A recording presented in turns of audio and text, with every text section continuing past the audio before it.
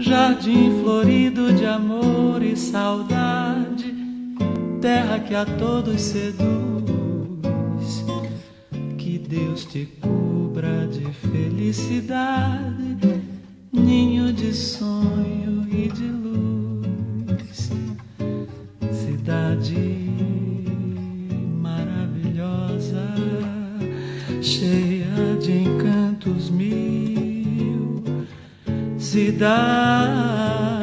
maravilhosa, coração do meu Brasil.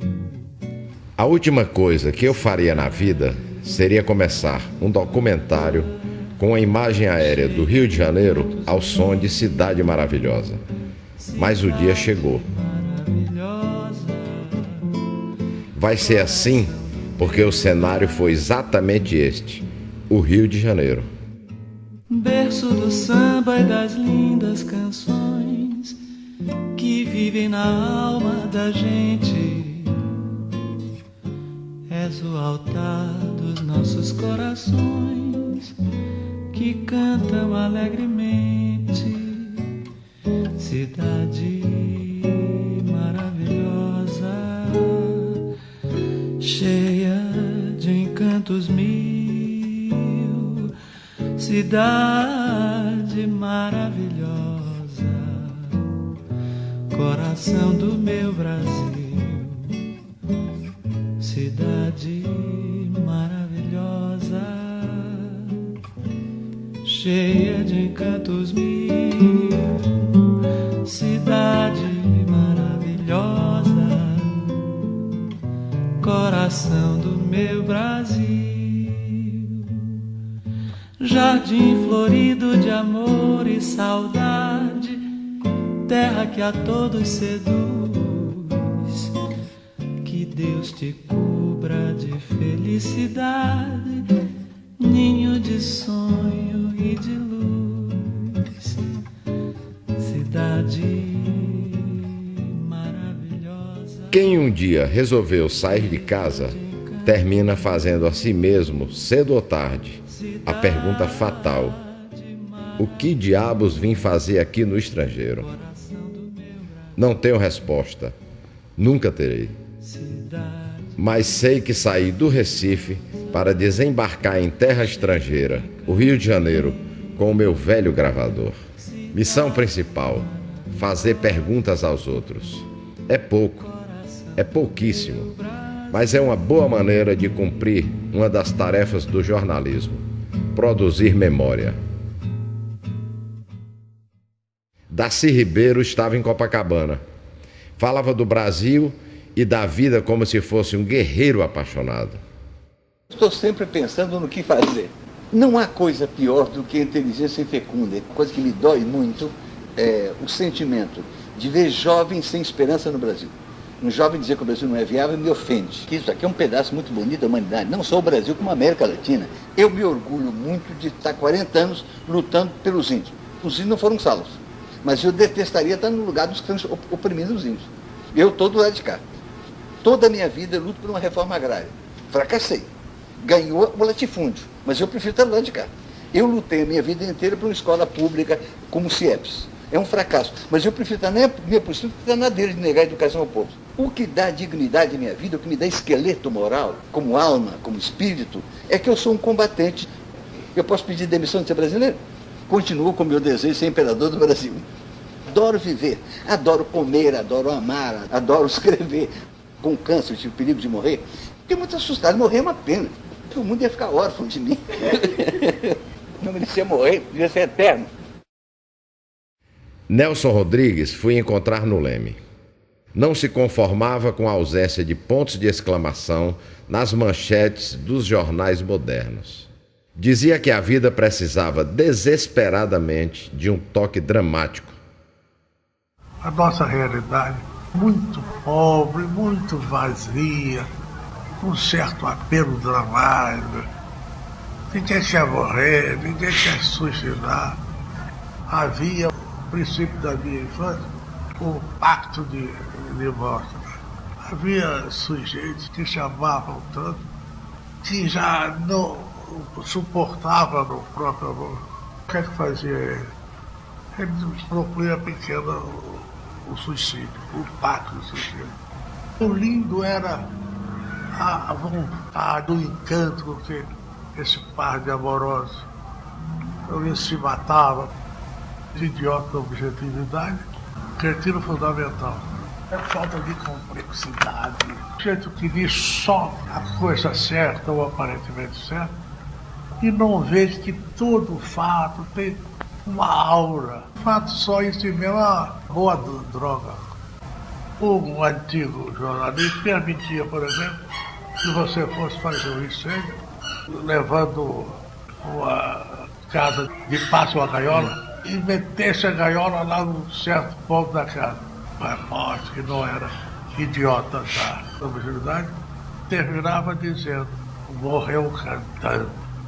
E esse canário fez um sucesso tremendo. O sujeito queria uma vala especial para o canário, o nosso querido cantor. Era lindo jornalismo, era mais ou menos assim. Carlos Drummond de Andrade dava a chave para que se entendesse por que ele fazia poesia. Ele que escrevera: "À sombra do mundo errado, murmuraste um protesto tímido." Não tive um projeto de vida literária. As coisas foram acontecendo ao sabor da inspiração, do acaso. Não houve nenhuma programação.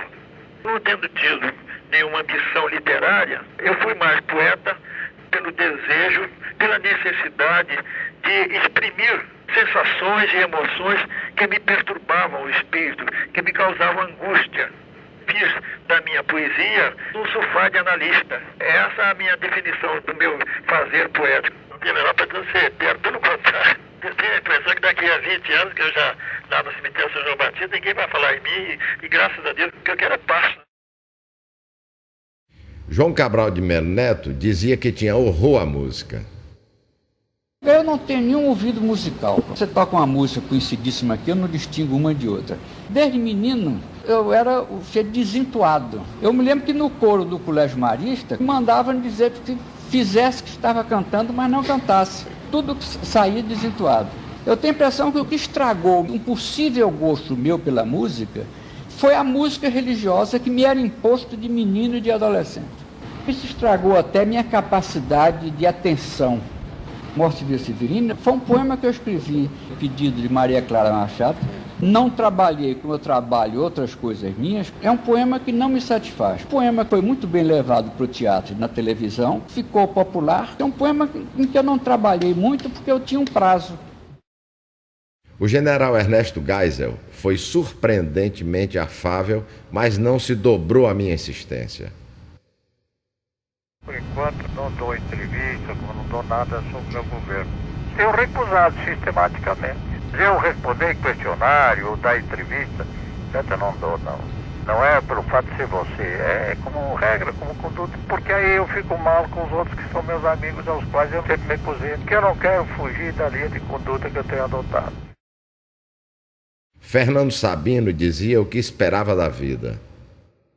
Aquilo que eu busco na literatura, eu busco também na vida. Quero ver tudo pela primeira vez. Quero rever. É um ideal do escritor e de todo ser humano ir até o extremo da potencialidade vital, atingir a plenitude da sua capacidade existencial. Isso é um ideal a atingir e tem que ser praticado permanentemente. O escritor será um homem acabado no dia que se sentir realizado. Tenho a impressão que essa luta o acompanha até a morte. O momento da plenitude é o momento que ele morre. Paulo Francis lamentava. Jornalista com marca pessoal estava se acabando.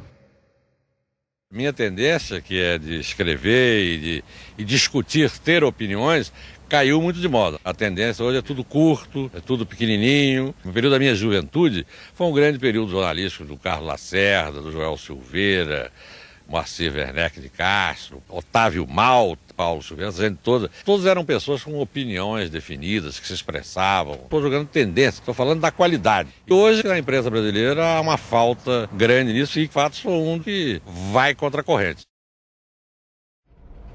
Quando bati na porta do apartamento de Joel Silveira, no 6º andar de um edifício da Rua Francisco Sá, perto da fronteira entre Copacabana e Ipanema, eu não imaginava que aquela visita iria se estender por 20 anos. Minha missão ali, na primeira visita, era entrevistar um grande repórter que um dia tinha saído de Sergipe para tentar a vida no Rio de Janeiro, a terra estrangeira de tantos nordestinos. Quando o procurei, já conhecia textos como aquele em que ele descreve um encontro com Getúlio Vargas meses antes do suicídio do presidente. Ou a reportagem em que ele fala do menino morto que viu na Colômbia durante uma revolta popular.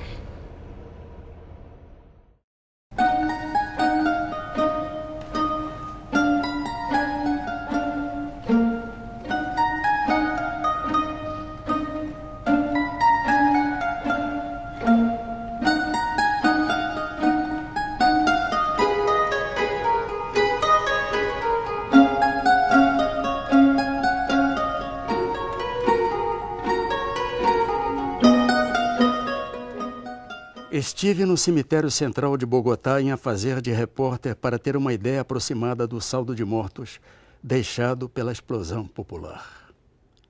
Nunca, em toda a minha vida, nem mesmo nos meses de guerra, estive diante de mortos, tão mortos. Somente aquele menino, não mais de 8 anos, morrera cândido de olhos abertos, um começo de sorriso nos lábios. Os olhos vazios fixavam o céu de chumbo. As mãos, de unhas sujas e compridas, pendiam sobre a laje dura, como os remos inertes de um pequeno barco. Um funcionário qualquer aproximou-se, olhou por alguns segundos o menino morto, procurou sem achar alguma coisa que ele deveria trazer nos bolsos. Tentou em seguida fechar com os dedos os olhos abertos, mas não conseguiu. Abertos e limpos, os olhos do menino morto pareciam maravilhados com o que somente eles viam, com o que queriam ver para sempre.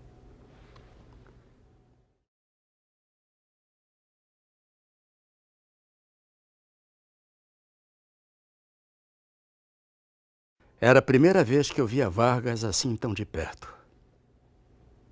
Como é pequeno, pensei. Enquanto estirava a mão ao encontro da que ele me estendia, uma mão delicada, quase feminina, de unhas bem tratadas. Eu não queria emprego. Queria uma entrevista. Tirei o papel do bolso. Gostaria que Vossa Excelência respondesse a algumas perguntas. O homenzinho levantou-se, esmagou no cinzeiro de cristal o que restava do charuto e desapareceu por uma porta ao lado que bateu com força. Nem ao menos me estirou a mão. Voltei ao boteco. A vários deles.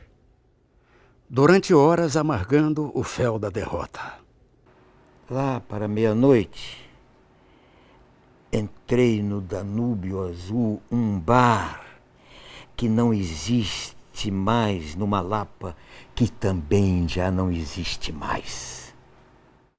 E lá fiquei até que amanhã me fosse encontrar. Uma das mais radiosas manhãs de abril, já neste mundo surgidas, desde que existem mundo e manhãs de abril.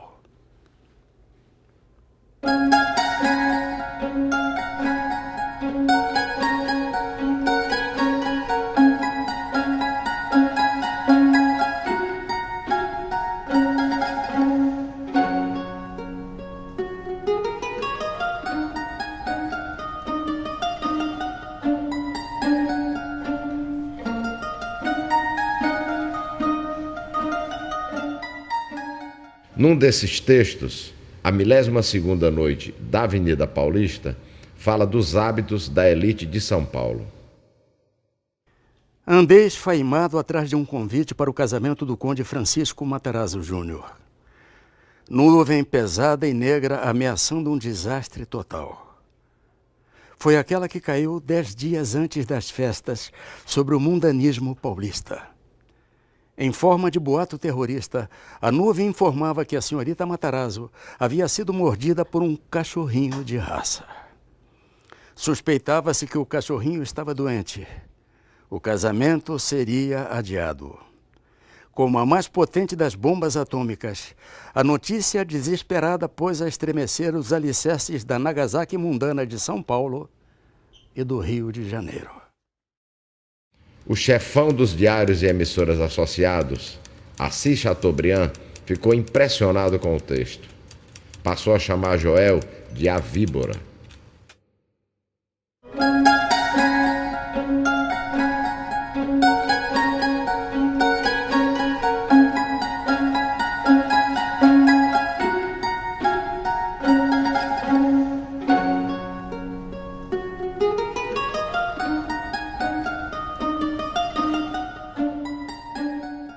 Fiz uma vez algo que não deveria. Sem avisar nada, levei ao apartamento de Joel a filha do sargento Wolff, o militar que Joel vira morrer na Itália na Segunda Guerra Mundial. Vi perfeitamente quando a rajada da metralhadora alemã rasgou o peito do sargento Max Wolff Jr. Instintivamente ele juntou as mãos sobre o ventre e caiu de bruços. Não se mexeu mais. O tenente Otávio Costa, que estava ao meu lado, no posto de observação, apertou os dentes com força, mas não disse uma palavra. Quando lhe perguntei se o homem que havia tombado era o sargento Wolff, ele balançou afirmativamente a cabeça.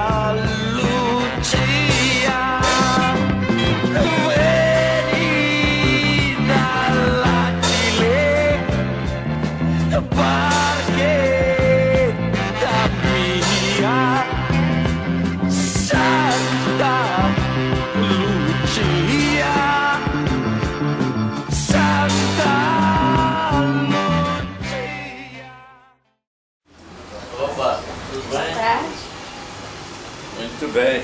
Senhor Joel, você viu? Como vai? Tudo bem? Hilda. É o famoso Geneton. E eu sou Hilda, filha de Max Wolff. Oh, meu bem, que coisa! É um prazer. Poxa vida, que coisa! Olha, você é uma filha do Wolff, aquele... É um prazer conhecê-lo. Poxa, tremi nas bases, viu? O pior da guerra é o que ela vai deixando por onde passa. A retaguarda, às vezes, é mais horrorosa do que a guerra propriamente dita, porque a retaguarda é a subversão de todos os valores, né? É a fome, a doença, a devastação, a prostituição, aquela coisa horrorosa. Por onde a guerra passa, isso é que é terrível, ainda é mais pungente do que a guerra propriamente dita, né? A guerra não acrescenta nada, a guerra tira. Por exemplo, para mim, eu acho que a guerra me trouxe pelo menos 10 anos, ou mais.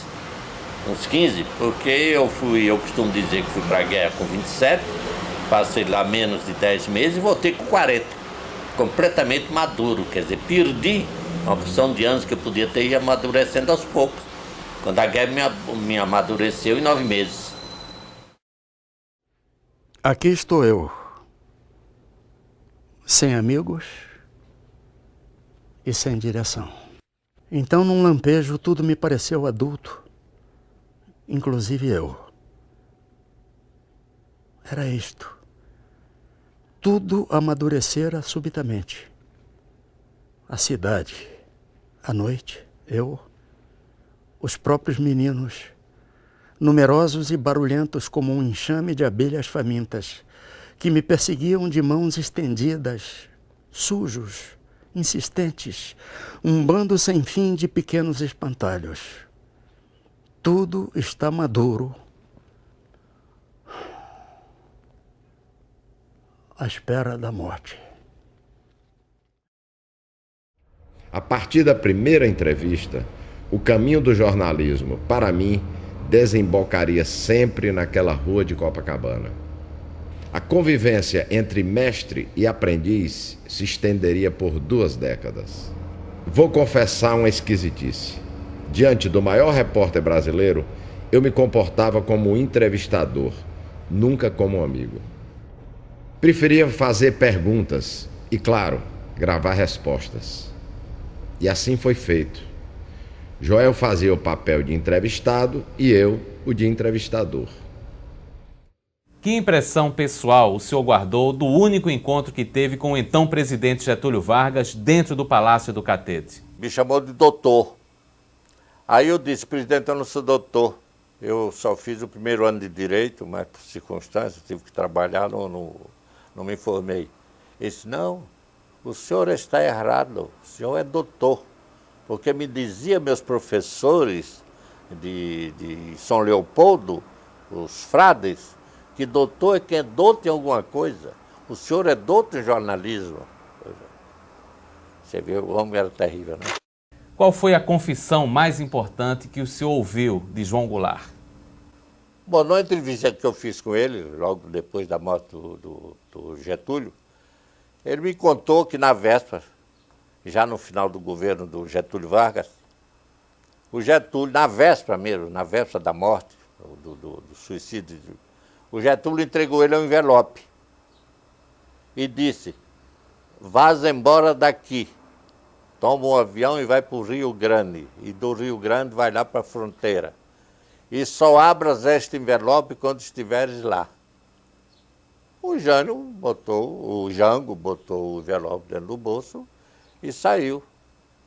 Quando no dia seguinte, acordam ele, um amigo, Souza Naves, telefona às 8 horas da manhã, para dar notícia de que o Getúlio tinha se matado, suicidado. Foi aí que ele se lembrou do envelope do Getúlio, né? Que ainda estava no bolso dele. Ele abriu, era a carta-testamento, uma cópia da carta-testamento do Getúlio. Jânio Quadros, com quem o senhor viajou para a Europa meses antes da posse, era inteligente e mais louco, como dizia o general Figueiredo? Em absoluto. Eu conheci realmente Jânio Quadros, como ele realmente era, exatamente nessa viagem. Porque o que eu conhecia do Jânio Quadros era o Jânio Quadros dos comícios. Aquele cabelo desgrenhado, daquelas vassouras, daquela caspa, compreendeu? Tudo aquilo depois eu vi que era uma encenação. Porque quando eu me encontrei com ele no bar do Aragon, do navio Aragon, logo no dia seguinte, o navio saiu de Las Palmas para Londres, o que me apareceu no bar foi um Jânio Quadros elegantíssimo, muito bem vestido, muito bem penteado, com lavanda inglesa, cheirando, e uma conversa inteligentíssima, sobre isso ninguém tem dúvida, que ele era brilhante, era cativante a conversa de Jânio Quadros, as histórias, com aquele sotaque que não existe, foi invenção dele. Estás com o presidente da República do Brasil. Vais descer comigo. O senhor teve um longo encontro com o ex-presidente Juscelino Kubitschek meses antes do acidente que o matou em 76. Qual é a lembrança mais forte que o senhor guarda dessa conversa? Bom, esse encontro foi mais ou menos uns 2, 3 meses antes dele morrer, desse acidente, que até hoje eu não entendo bem, não aceito. Fiquei conversando na varanda com Dona Sara, uma pessoa muito simpática, muito educada, e falando exatamente sobre isso, os momentos terríveis que o Juscelino tinha passado. Perguntei a ela, mas, Dona Sara, qual foi o pior momento dessa fase primeira da Revolução contra o Juscelino, que desvabou todo esse ódio que caiu sobre ele, toda essa raiva, essa coisa. Só já é uma coisa que eu nunca contei isso a ninguém, vou contar a você. Eu fiquei mais de quase um mês sem ver o Juscelino. Sabia que ele estava preso no forte lá em Niterói, mas não conseguia ver, nem era recebida. Mas finalmente consegui. Por interview de um amigo meu, fui ver o Juscelino. Quando eu cheguei lá, me deu um choque tremendo, porque não era o Juscelino. Como ele pintava o cabelo, e pintava diariamente aquele cabelo para ficar preto, um dos castigos que os militares deram a ele foi não fornecer a tinta. Então o cabelo dele estava assim, cor de palha, uma cor indistinta, estava irreconhecível. Entendeu? Isso me chocou profundamente, me deixou profundamente chocada.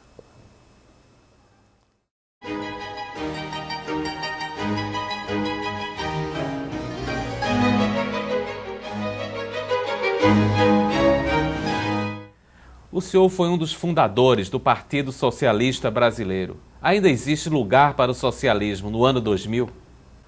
Eu creio que não. Eu acho que o ano 2000 vai ser o século próximo que está começando. Vai ser um século sem ideologia, porque as ideologias morreram todas. Eu fui do Partido Socialista porque não podia ser comunista, aquela coisa totalitária, compreendeu? Dos 36 fundadores, Rubem Braga, o Osório Borba, a opção. E entrei para o Partido Socialista, do qual nunca saí. Eu nem sei se ainda existe o Partido Socialista, mas eu continuo no Partido Socialista. Eu sou da fidelidade partidária absoluta, compreendeu? Porque, no fundo, em matéria de política, eu nunca fui um ativista político. Eu tenho sido um inocente inútil de tudo que é política, compreendeu? Quer dizer, dou inutilidade total. A convivência com ele transformou em certeza algo de que eu sempre suspeitei. Qualquer atividade jornalística que não seja reportagem é um grande desperdício de tempo e energia. É claro que não é bem assim, mas não custa nada fazer de conta. O que fiz ali, durante anos e anos, foi uma espécie de curso intensivo de jornalismo. O repórter tem que ser humilde e isento, deve olhar notícias assim como um cristão, um homem de fé. Olha a Deus, a maior reverência, a maior humildade. Não se discute com a notícia. Eu era o correspondente mais jovem. E um dia perguntei a Herbert Martins, Mr. Martins, o senhor podia me dizer quais são as condições para ser um bom repórter? Ele disse, Silveira, 3, paciência, persistência e sorte. O conselho que ele me deu e que eu dou a todos. Deve ser um chato. Repórter que não é chato, não é repórter. Ganhei de Joel um apelido dúbio. Num prefácio, ele me chamou de coisa investigativa. Tivesse eu autoridade e competência, conclamaria: repórteres, saiam da redação. Vão para a rua já. Costumo dizer em conversas com Geneton: você não passa de uma coisa investigativa. Não é mais do que isso. Quando você deixar de ser essa coisa investigativa, você deixará de ser repórter. Por quê? Porque sempre digo e repito que todo repórter deve ser essencialmente uma coisa investigativa. Afinal, o repórter não existe. O que existe é a notícia. O repórter é apenas aquela coisa investigativa que vai buscá-la. Estava escrito: se eu perguntasse que pauta jornalística ele ainda gostaria de ver publicada, Joel daria uma lição. como se estivesse dizendo que jornalistas de verdade não devem dar nenhum assunto por encerrado. Rubens Paiva, essa capital, quem matou, quem mandou matar, cadê os restos mortais? Depois do Rio Centro, esse negócio do Rubens Paiva tem prioridade máxima.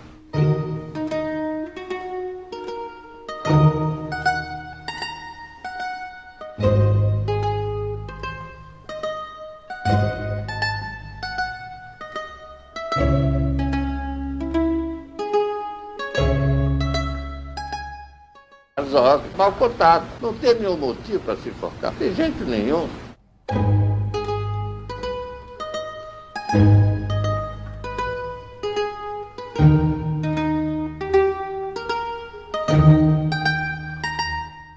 Aquele operário que morreu logo depois de Manuel foi um filho.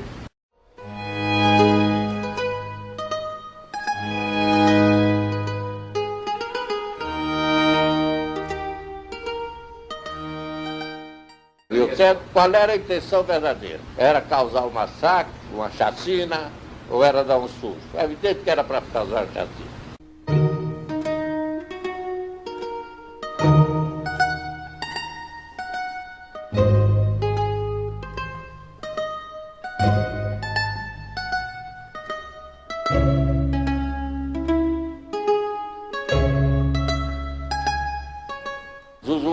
Estava todo dia na Embaixada Americana, ela escreveu para tudo que é senadora, escreveu para o presidente da República dos Estados Unidos, ela estava fazendo uma campanha terrível.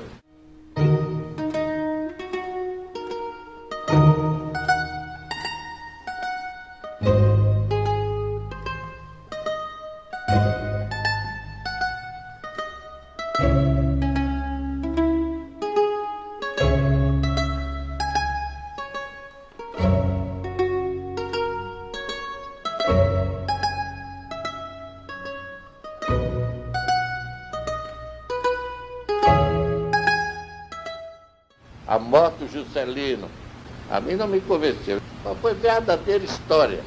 O chofer era excelente, o automóvel era ótimo.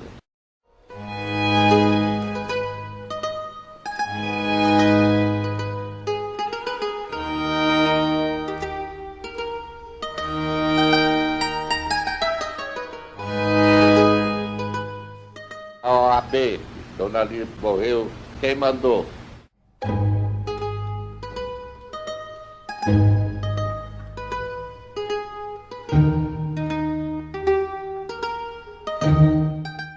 O Lamarca, como foi morto? Como é que ele chegou ali? Traído por quem?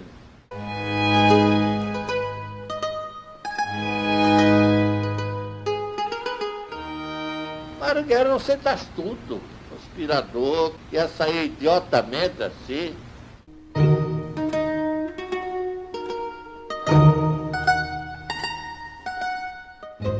Já que começou, vamos matou, dava uma série fantástica. Logo no nosso primeiro encontro, tive uma surpresa. Joel me chamou para fazer um livro.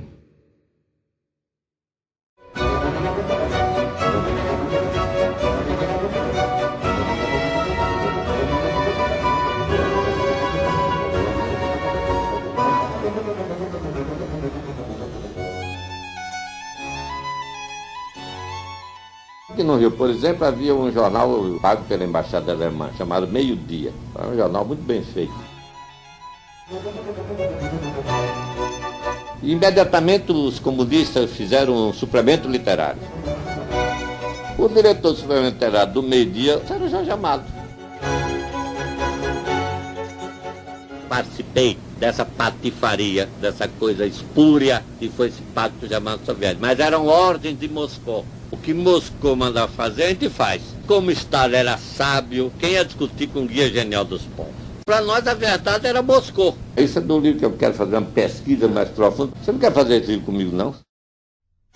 Terminamos fazendo 2. Hitler e Stalin, o Pacto Maldito e Nitroglicerina Pura.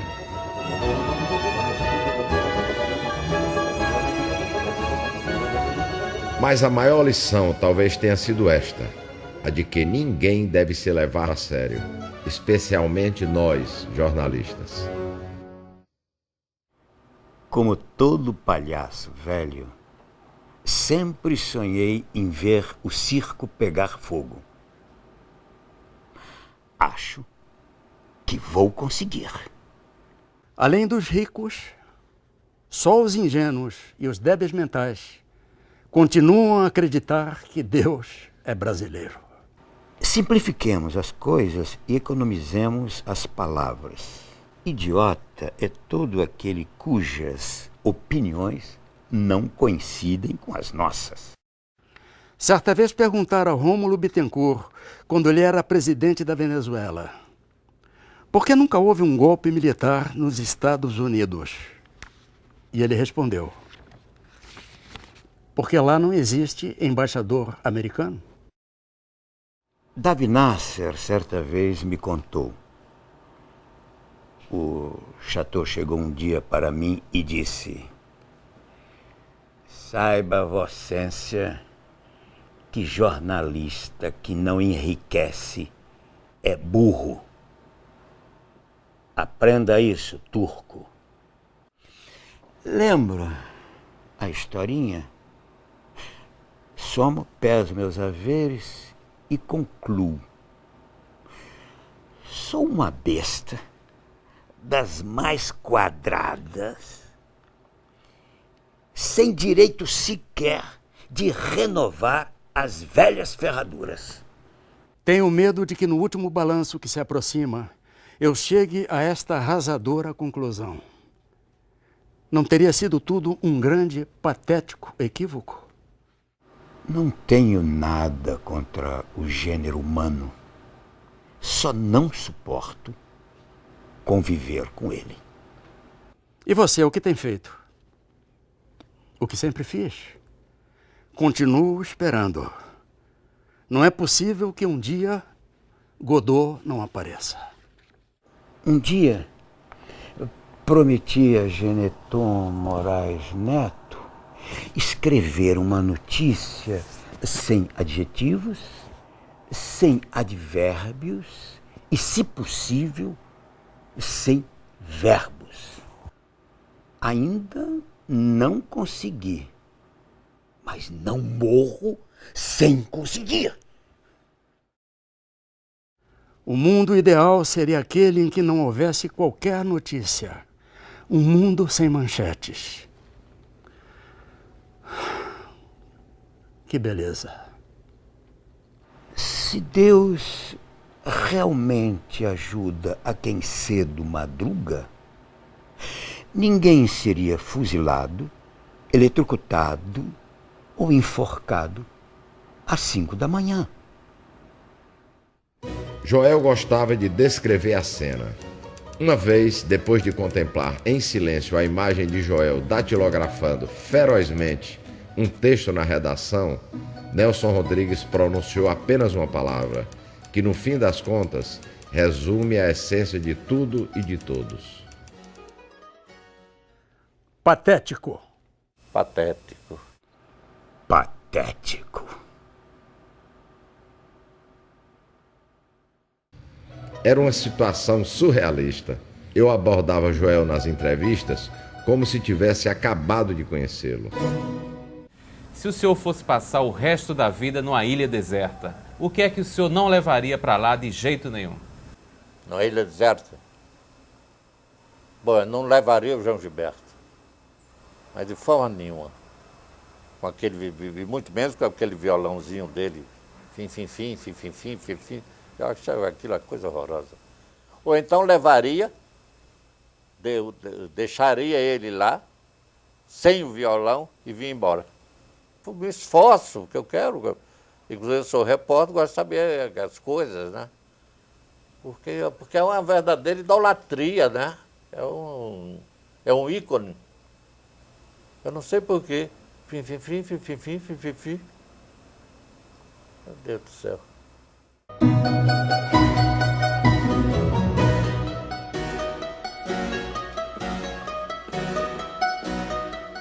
Estou Adolfo me mandou a Jerusalém. Ele me disse assim, quando chegar em Jerusalém, faça um bilhetinho, bota no muro das lamentações, faça um pedido, você vai ser atendido. Pode apostar. Eu fiz.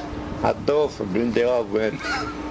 Quando eu voltei, eu disse, fez o pedido? Fiz. Espero ser atendido. O que é que você pediu? Eu pedi para você me aumentar. Aí ele não podia voltar atrás. Que figura pública consegue irritar o senhor hoje? O presidente, o nosso querido presidente Fernando Henrique Cardoso. Isso é uma coisa terrível, isso aparece mais na televisão do que o anúncio da Coca-Cola, né? Fala. A impressão que eu tenho é que toda manhã, quando ele acorda, ele deve se virar para o assessor mais próximo e perguntar qual é o mote de hoje. Então, hoje falar sobre siderurgia. Deixa comigo, entendeu? Eu nunca vi falar tanto. Se você ligar a televisão agora, ligar que ele está falando sobre alguma coisa. Agora não está dizendo. E o que dizer daquelas tiradas todas sobre o Brasil e a vida? Eu garimparia uma por uma como organizador de um livro. Brasília, esotérica e festeira comunidade, onde todo mundo vive a dar medalhas a todo mundo. Pergunto e eu mesmo respondo. Pode haver algo mais idiota do que um alpinista? Não pode. Vamos deixar de ilusões e cair na real. A capital do Brasil não é Brasília, é Ceilândia. O futuro vai chegar, promete Sua Excelência. Nem é preciso tanto, basta que o passado realmente passe. Um país onde o povo não tem coragem de ser contra o Flamengo e a Mangueira não pode ser tido na conta de um país corajoso. A imagem do Cristo entronizada no gabinete de um banqueiro. Que sacrilégio! Algo me diz que as coisas começaram a desandar aqui no Brasil depois da primeira e dispendiosíssima visita que nos fez João Paulo II. O cúmulo do ridículo e do grotesco. Um marmanjo alto, gordo e barrigudo tocando cavaquinho. O desagradável do suicídio é que o corpo raramente tomba numa posição decente. Dos 500 anos que o Brasil viveu, pelo menos 200 passaram em branco.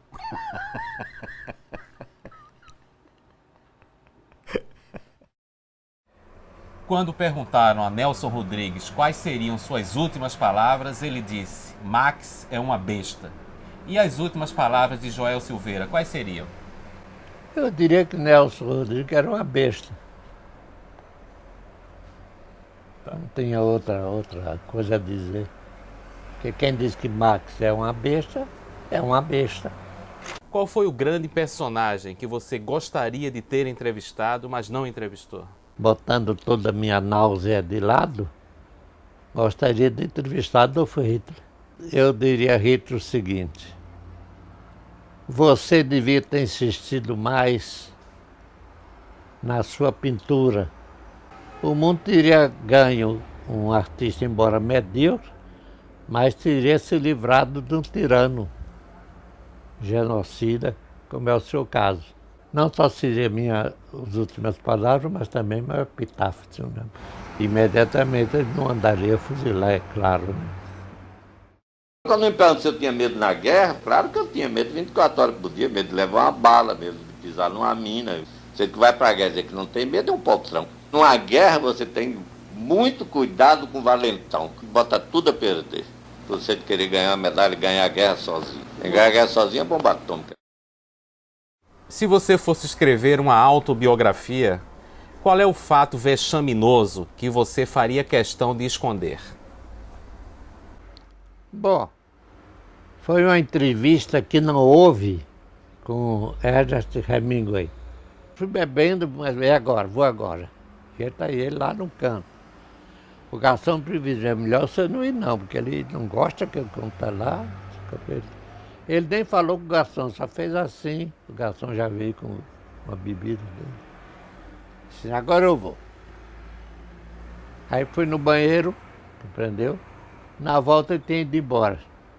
Mas até hoje eu me arrependo, que eu devia ir, mesmo que ele não me respondesse, me desse um soco, isso aí já era uma notícia. Eu podia me orgulhar hoje, eu sou o único jornalista que levou um tapa do Hemingway, poder entrar na minha biografia isso, compreendeu? Mas foi um fracasso jornalístico. Qual a cena mais grotesca que você já testemunhou na sua vida de repórter? Estavam duas senhoras conversando, duas mineiras, senhoras já cinquentonas. E aí eu ouvi o seguinte diálogo. Uma virou-se para outra e perguntou, fulana, o que é que você achou de tá achando de Paris?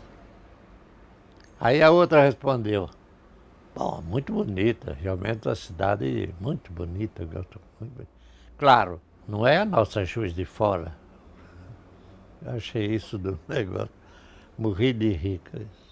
Por que é que o grande cronista Rubem Braga se recusou a assistir a um concerto de orquestra sinfônica com você? Ele não se recusou, ele foi expulso. O Braga tinha suas esquisitices. Um dele me disse, eu não posso ouvir violino porque me dá uma tosse desgraçada. Mal a mulher tira o primeiro som do violino, ele começou. Aí começou a fazer pss, pss, e ele, quanto mais pss, mais ele tossia. Até que ele viu que não podia, foi embora. Joel dizia que se houvesse justiça no mundo, os nomes dos repórteres deveriam vir sempre acima do nome dos donos dos jornais. Para mim, a hierarquia no jornal é o seguinte. Primeiro, o repórter. Depois, o papel, a tinta, que é a rotativa. Em quarto lugar, vem o editor. Depois vem o diretor financeiro, para pagar. O diretor de publicidade, também importantíssimo, que dá o dinheiro para o diretor financeiro. E lá, no final, o dono.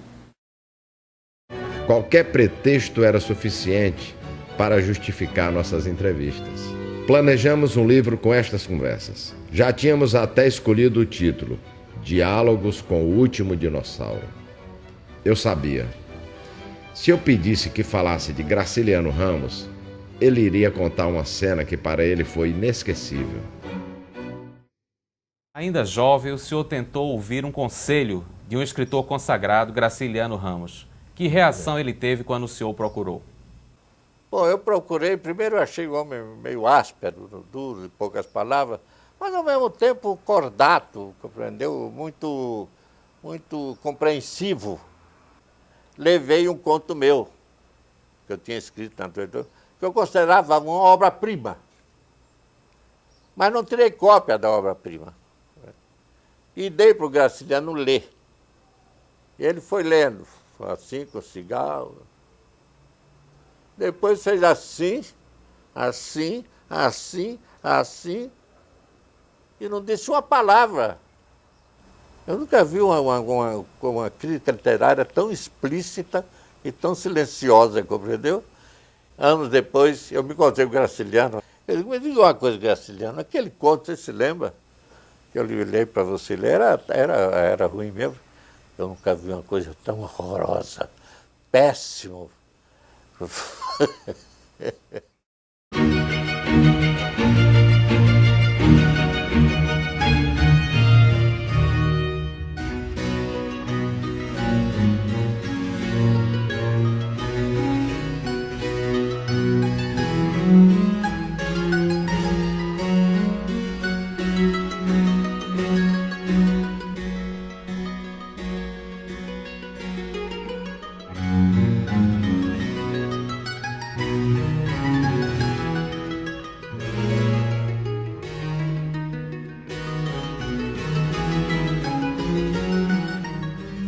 Dizia Graciliano que o escritor devia ser como as lavadeiras do Rio Paraíba. Jogava, enxugava. Quando não saísse uma gota, aí publicava. E você vê Graciliano que não tem uma palavra de mais, nem de menos, aquela coisa seca, mas uma prosa exemplar. O senhor teve a chance de conhecer pessoalmente 3 papas. O que é que o senhor conversou com eles? Bom, eu conheci 2 cardeais que seriam papa. O Montini, que viria a ser o Paulo VI, que era cardeal em Milão, e o cardeal de Veneza, que viria a ser o João XXIII, era o simpaticão. O primeiro, uma seta, frio, distante, respondendo as coisas com uma voz muito baixa. E o segundo, muito exuberante, o João XXIII, compreendeu? Contando coisas e falando, parecia que ele não queria falar, compreendeu? Tal. Mas antes conheci o Papa, durante a guerra, o Pio XII, o Pacelli. Então, lá todo mundo fardado, cobriu uma farda, tudo. Quando aparece o Papa, enorme, né? Comprido, fino, cabelo retilíneo. Esse brasileiro, sim, sensacional. Língua muito rica. Português, língua muito rica. Exemplo. Sabia. Tempo de verbo. Sábia. Mulher do sábio. Sabiá. Passarinho. Deu um subir e foi embora. Se mandou. Você viu? Homem de uma cultura imensurável, entendeu? Como ele sabe tudo. Foi o Pacelli. Seu débil mental, foi. Decorou isso na sacristia. Em Aracaju eu fui secretário da Cultura. E eu sou agnóstico. Dom Luciano Cabral Duarte, arcebispo de Aracaju, cultíssimo, uma prosa maravilhosa, era a pessoa com quem eu conversava. Nem eu falava de mulher, nem ele falava de Deus. A gente se dava 1000 maravilhas. Queria ser o Papa e o diretor do Louvre. Eram os 2 bons empregos que eu queria. Mas Papa velho, né? Não se interessa mais por mulher. Vocês calculou que emprego fantástico é ser diretor do Louvre? Está ali dormindo com Cézanne, com Renoir, com Van Gogh. Que maravilha!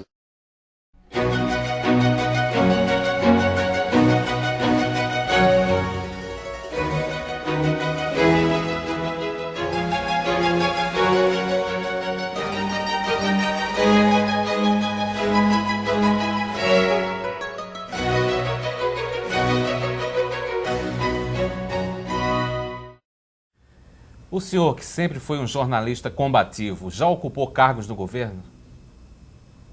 Já.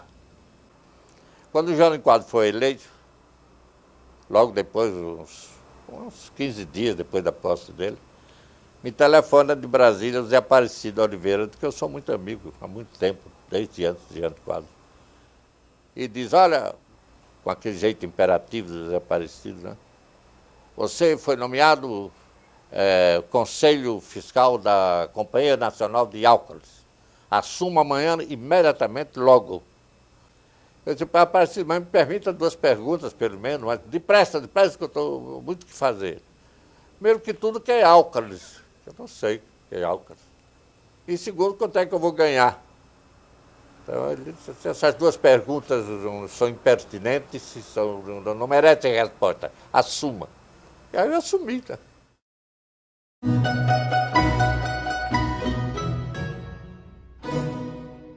Eu fui nesse aniversário do Zé Aparecido, em Conceição do Mar de Dentro. Demora 3 dias o aniversário do Aparecido, é um tal de bebê e vai gente. Eu, quando vou para Boca Livre, geralmente eu sou o último a sair, que eu não sou bobo, né? Fui ao último lote que saiu, Dona Narcisa, a mãe do Zé, uma figura extraordinária, despediu de mim. Fez o maior elogio que eu podia receber na vida. Joel, quero dizer uma coisa. De todos os bêbados que já entraram nessa casa, E olha, você entende, você é o mais simpático. É um grande elogio que eu recebi da minha vida. Se o senhor fosse escrever um artigo sobre Joel Silveira, qual seria a primeira frase? Eu resumiria minha vida numa frase. Eu vi a banda passar.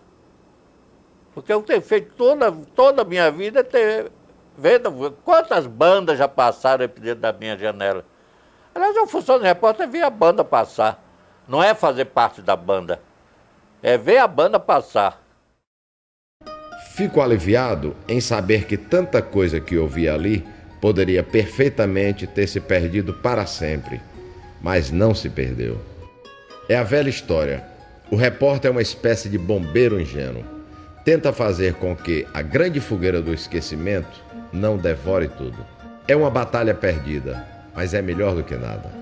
Guardei horas e horas de fitas cassete gravadas nestes 20 anos de convivência. As palavras ditas naquele refúgio da Francisco Sá, de alguma maneira, foram salvas do incêndio. Estão aqui. Aí, Assis, a víbora que você queria. Faça bom proveito.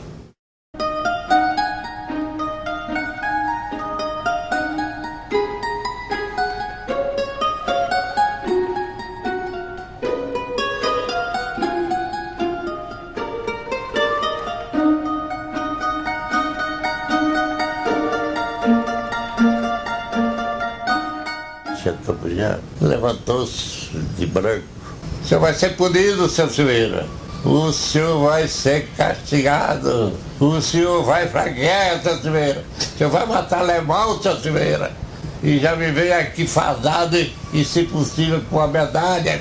Naquele tempo, já havia uma disputa dentro dos associados para saber quem ia como correspondente para a Itália. Nunca me ocorreu. Chateaubriand tinha repórteres excelentes, inclusive o próprio Carlatero. Tinha o Davinácia, tinha o Edmar Borel, tinha outros. Não seria eu que ia a pretensão de nem pensar. Um dia, levei minha câmara amadora até o apartamento de Joel. A gravação seria a última que eu faria com Joel diante de uma câmera. Não era para livro, nem para televisão. Ficou inédita até agora. Os olhos de Joel já exibiam aquela transparência octogenária. O cinegrafista Lúcio Rodrigues registrou a conversa. Você diz que uma coisa que chamou a atenção você foi que as mãos de Getúlio Vargas eram lisas, quase mãos de moça, né? Era. Como é que foi? Você podia descrever essa cena e por que essa impressão das mãos do presidente? Porque quando eu apertei eu vi, né? Essa é mão de moça lisa, as unhas bem tratadas, todo de branco, entendeu? Ele se cuidava muito, né? O Getúlio, bem penteado. E quando apertei a mão, ele não chegou a apertar a mão, escorregou a minha, entendeu? E a sensação que ele deu foi essa, de limpeza exterior. Não, interior também. O Getúlio era um ditador, não tem dúvida nenhuma, mas era um homem pessoalmente honesto. Assim que morreu pobre. Né? Você fez uma viagem de navio para a Europa com Jânio Quadros. Isso. A imagem pública de Jânio Quadros corresponde à realidade ou aquilo foi o personagem que ele criou? É o personagem que ele criou. Um dia ele desce, compreendeu? E vem com Dona Eloá e a mãe. E sentou na mesa para jantar, que eu paguei. Virou-se para Eloá, já conhece. Conhecia já a Dona Eloá, que já era uma simpatia. É minha mãe, que está com câncer irreversível. Porque você sabia o que é que eu pude dizer? Tomar o cassete que passa, entendeu? Uma aspirina. Não sabia o que dizer, que ia ser estático. O Chateaubriand aqui para nós era um gangster. Entendeu? Ele, fato por dele, ele fazia tudo. Mas no que me diz respeito, uma simpatia extraordinária, né? Compreendeu? Me tratou muito bem. Seu Silveiro, o senhor é um terrível, seu Silveiro. O senhor é uma víbora, seu Silveiro. Não quero que ele se problema. Tocador de cavaquinho, qual é o problema? Não sei, eu acho ridículo. 109, gordo, com cavaquinho, pipim. Acho isso um negócio caricato, né? Se tu gordo grande, devia tocar no mínimo um baixo, né? Você quer cavaquinho? Qual foi a mania mais esquisita que você lutou em uma dessas grandes figuras?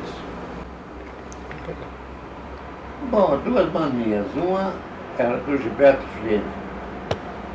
Gilberto Freire tinha a mania de toda pessoa que visitava ele na Pitu, tinha que provar antes um licor. Quer dizer que aquele licor era um mistério que só ele e umas freiras tinham uma receita. Tinha que provar o licor. O licor era horroroso. Depois podia beber uísque, mas primeiro tinha que beber licor. E um dia o Braga era muito mal educado, você sabe. Não tinha modos. Um dia vai visitar o Gilberto e eu me dá o licor pro Braga. Gilberto, seu porcaria, vou beber essa porcaria, de jeito nenhum, você não tem uísque aí. Você diz que envelheceu alguns anos, nos meses que você ficou na guerra da Itália. Você ainda tem essa sensação até hoje? 27 anos tenho. A guerra você tirou o resto de inocência que você ainda tinha, né? Tira e não devolve, né?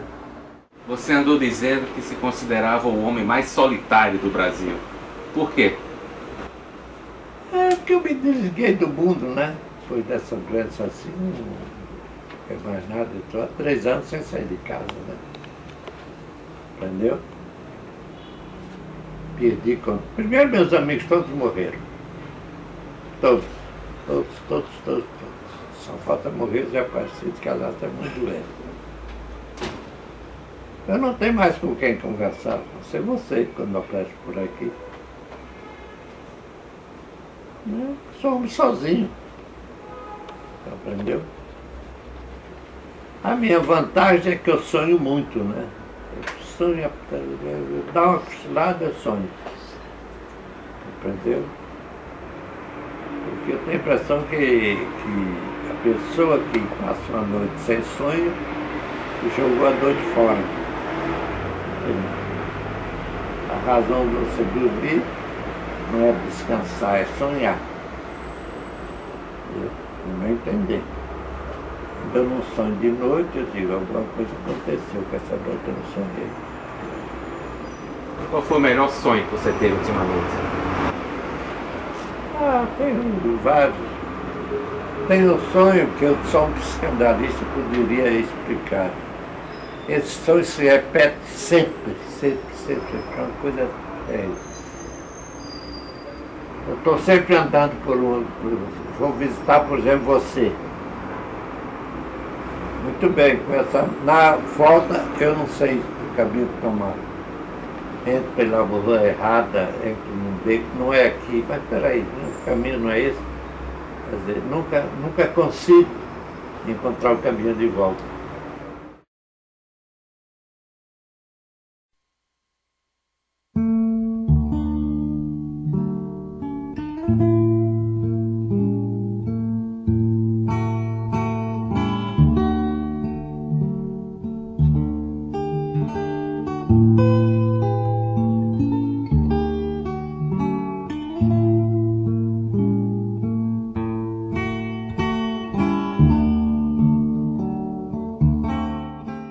Eu não queria terminar este arremedo de documentário com uma melodia triste, uma daquelas que a gente ouve em silêncio nos fins de tarde, em que parece que o mundo vai se acabar. Terminar o documentário com uma nota triste me parecia uma saída fácil. Era uma falta tão grave quanto começar com o som de Cidade Maravilhosa sobre imagens aéreas do Rio de Janeiro. Mas o dia chegou. Vai ser assim. Pode entrar, Frederico Chopin.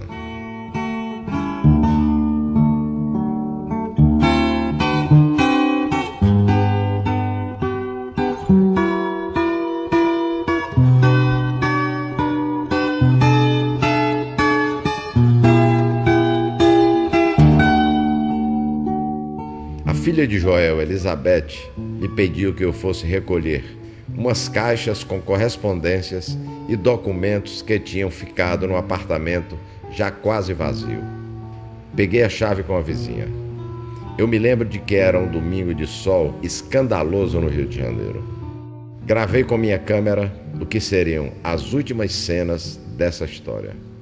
Quantas e quantas vezes eu não tinha feito aquele caminho pelas esquinas de Copacabana e Ipanema.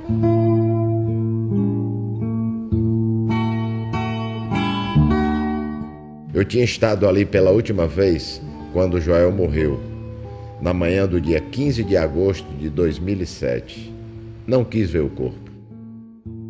A única coisa que me ocorreu fazer foi anotar o horário em que os funcionários da Santa Casa chegaram para buscar o corpo. 14h em ponto, exatamente como tinham prometido. Era como se dissessem: tudo pode atrasar no Brasil, mas a morte, quando vem, chega exatamente na hora, sem tolerância, nem um segundo de atraso. Eu me lembrei do poema em que Lawrence Ferlinghetti diz: o mundo é um belo lugar para nascer, mas um dia, no meio de tudo, ele chegará, o agente funerário sorridente. Lá embaixo, anotei a placa do carro que transportaria o corpo de Joel para o crematório. Era uma Kombi, placa LFR 1236. Para que serviam aqueles detalhes? Para nada, mas havia pouco o que fazer, além de anotar a placa da Kombi, 3 letras e 4 números perfeitamente inúteis.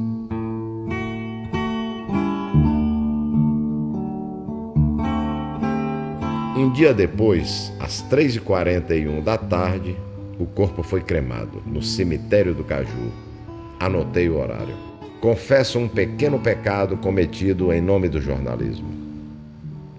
Comportei-me como repórter até a nossa última conversa, dias antes de ele morrer.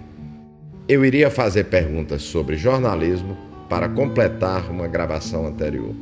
Terminei colhendo uma declaração desalentada. Eu estou morrendo. Estou morrendo, Jesus. Estou morrendo. Ali vi que minhas expedições rumo à Rua Francisco Sá estavam com os dias contados. Agora eu estava ali de novo. Cabia a mim a tarefa solitária de esvaziar o apartamento onde um dia eu tinha desembarcado em busca apenas de uma entrevista com o maior repórter brasileiro. Para dizer a verdade, eu não esperava que a história toda fosse terminar assim. Eu sozinho, percorrendo o apartamento deserto com uma câmera ligada nas mãos. Caio na tentação de dizer, simploriamente, que a lembrança de tudo que foi visto e ouvido ali é maior do que a aparente tristeza deste cenário abandonado e vazio. A vida pode ser, sim, estupidamente simplória. Paro por aqui. Ouço o ruído inconfundível das patas de uma fera roçando a porta dos fundos. É o cão da subliteratura querendo entrar. Já o conheço de outros carnavais, é claro. Bato em retirada antes que ele se instale neste documentário. A última expedição ao apartamento traria surpresas. Numa das caixas, eu encontraria uma pequena confissão de um ex-presidente da República.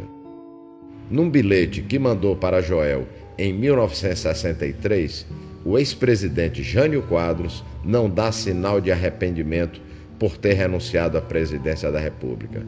Aproveita para criticar o governo João Goulart. Os tempos e a vida dizem-me certo. Pouco importa o que pensem os danados. A plataforma de candidato que li no Recife, profissão de fé reformista, tem espantosa atualidade. Não a efetivei porque não pude. Este governo não a efetivará porque não quer.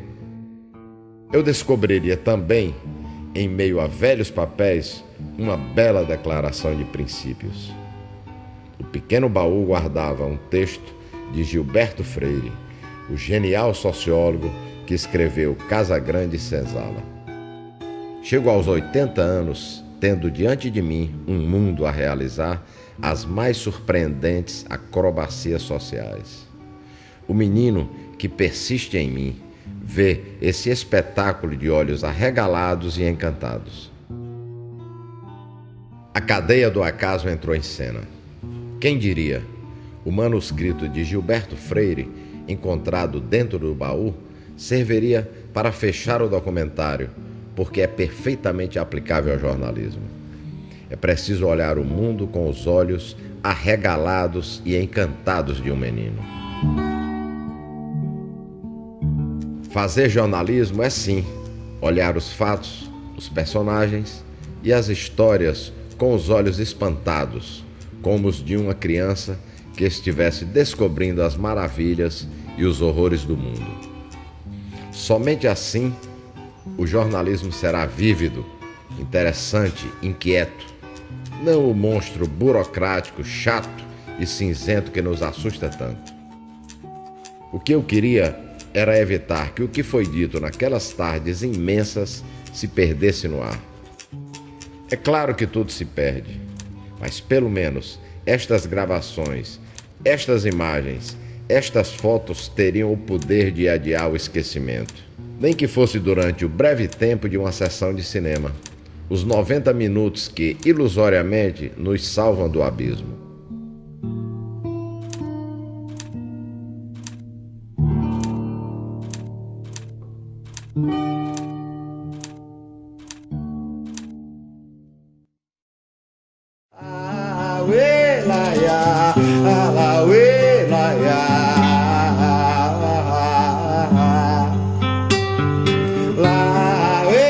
Bem ou mal, cedo ou tarde, era preciso lançar esta garrafa ao mar. E é o que estou fazendo agora. É o que a gente passa a vida inteira fazendo. Lançar garrafas ao mar. Na esperança e na ilusão de que um dia apareça um destinatário qualquer, lá do outro lado, na praia deserta.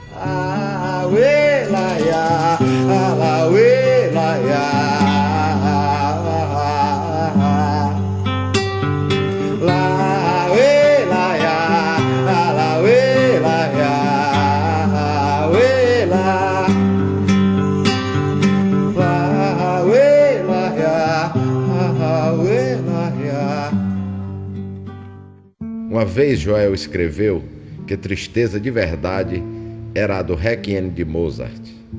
Aquilo sim é que era tristeza. A nossa tristeza, ele dizia, é apenas ridícula.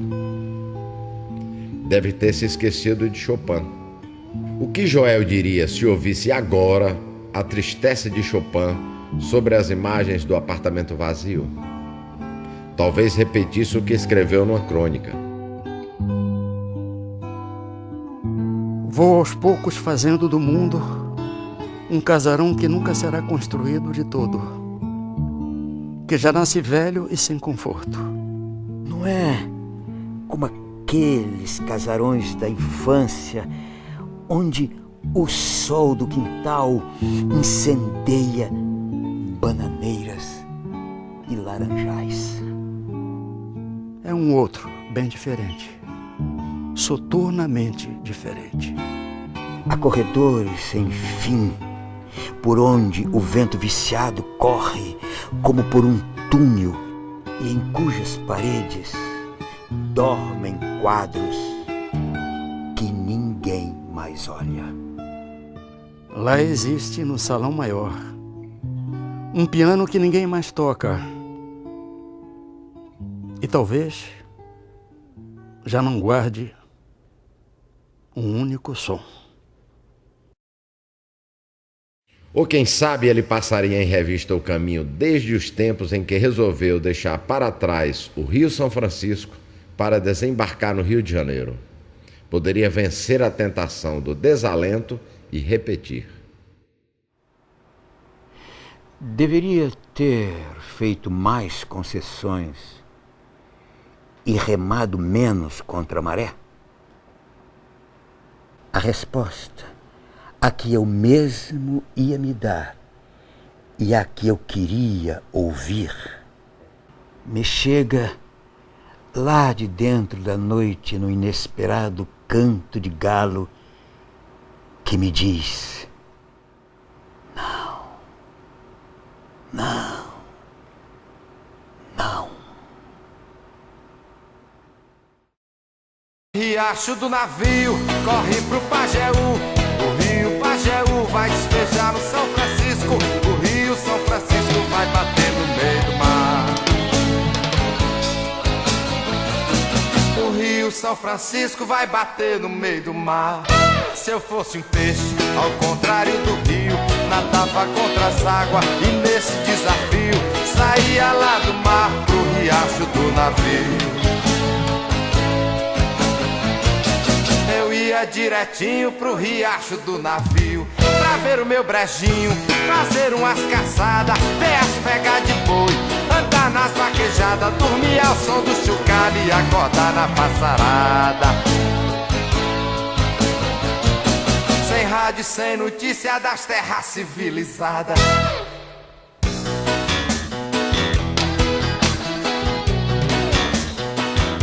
Sem rádio, sem notícia das terras civilizadas.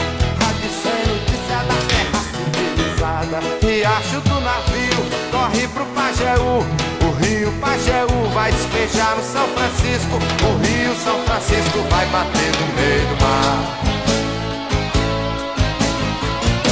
O rio São Francisco vai bater no meio do mar.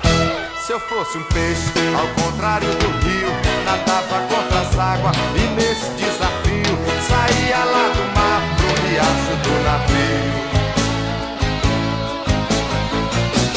Eu ia direitinho pro riacho do navio, pra ver o meu brejinho, fazer umas caçadas, ver as pegas de boi, andar nas vaquejadas, dormir ao som do chocalho e acordar na passarada.